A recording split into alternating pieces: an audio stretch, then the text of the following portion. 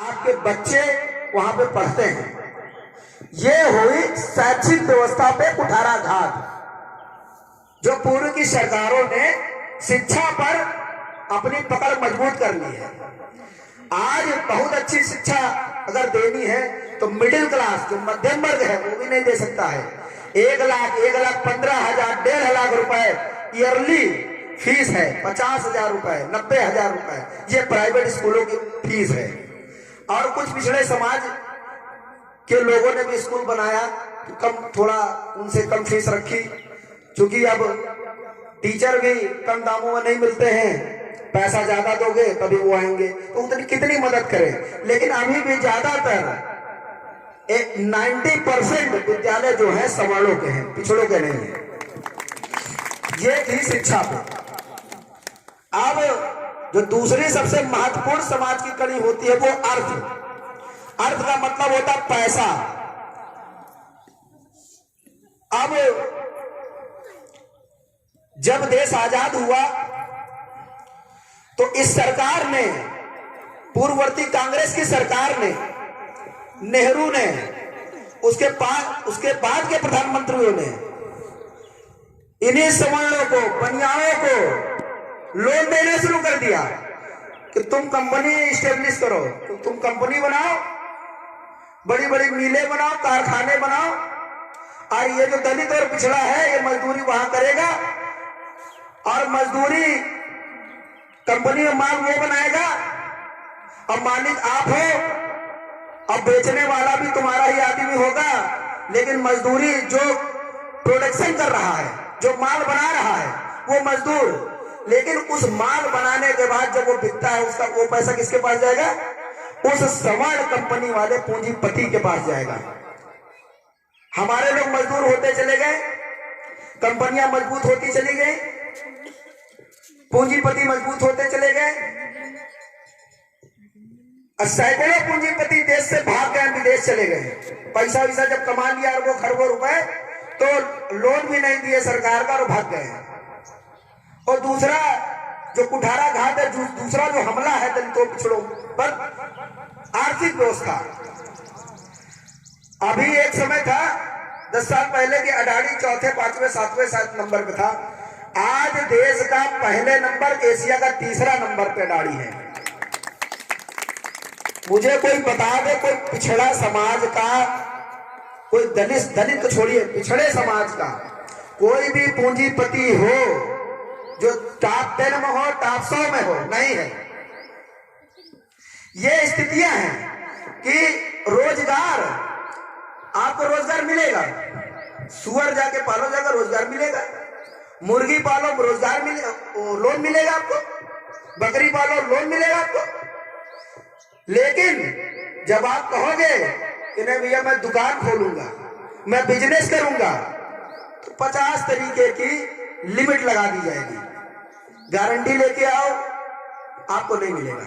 वही उद्योगपतियों को, जो सवर्ण समाज के उद्योगपति हैं, बिना गारंटी को उनको लोन मिलता है, किसी गारंटी की जरूरत नहीं होती है। और यहाँ पर दलित और पिछड़े के साथ गारंटी ली जाती है 10, 20, 50 हजार, 1 लाख लोन के लिए साथियों। तो साथियों ये आर्थिक व्यवस्था पर हमला है जो सरकार ने शुरू कर दिया है और हो रहा है। पूंजीपति अमीर अमीर होता जा रहा है, गरीब गरीब होता जा रहा है। तीसरा, बाबा साहब डॉक्टर अम्बेडकर ने पैनल व्यवस्था, जिसे पूना पैक्ट कहा जाता है, एक समझौता मजबूरी में बाबा साहब डॉक्टर अम्बेडकर जी ने किया है, क्योंकि उस समय जब 2 वोटों का अधिकार बाबा साहब डॉक्टर अम्बेडकर ने देने की बात कही और संविधान में करने की बात कही, तो महात्मा गांधी जी अनशन पर भूख हड़ताल पे आ गए। उस समय देश से इन्हीं मनवादी लोगों ने बाबा साहब खून से लिखी चिट्ठियां भेजने लगे कि हे डॉक्टर अम्बेडकर, तू जिस समाज के लिए लड़ रहा है उसके घरों में आग लगा दी जाएगी, कत्लेआम कर देंगे हम, तब तू किस समाज के लिए लड़ेगा? बाबा साहब ने मजबूरी में आकर गांधी को जीवन दान दिया अपूर्णा पैक्ट 2 वोटों का अधिकार वापस लिया। उसके एवज में वो वापस लिया। उसके बाद एक समझौते के तहत आरक्षण की व्यवस्था हमको और पिछड़े समाज को दी गई थी। तो बाबा साहब गांधी को जीवन दान वाले मुक्तिदाता के रूप में भी हैं, नारी मुक्तिदाता के रूप में भी हैं। इन्हीं कांग्रेस की सरकार ने, जब बाबा साहब कानून मंत्री थे, तो वो बिल लेके आए। बिल का मतलब कानून, Hindu code bill. Hindu code bill में महिलाओं को समान अधिकार देने की बात कही गई थी। जब बाबा साहब डॉक्टर अम्बेडकर ने कहा कि भाई पुरुष के बराबर महिलाएं भी काम करती, तमाम बराबर बढ़ चढ़ के हिस्सा लेती है, तो क्यों ना बराबर उनको अधिकार दिया जाए।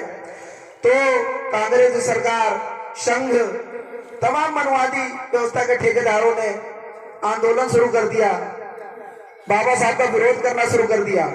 बाबा साहब ने कहा, जिस समाज में महिलाओं की इज्जत और सम्मान नहीं है, उस समाज, उस देश का कानून मंत्री मुझे रहने का अधिकार नहीं है। तत्काल इस्तीफा देने का काम किया था बाबा साहब डॉक्टर अम्बेडकर ने।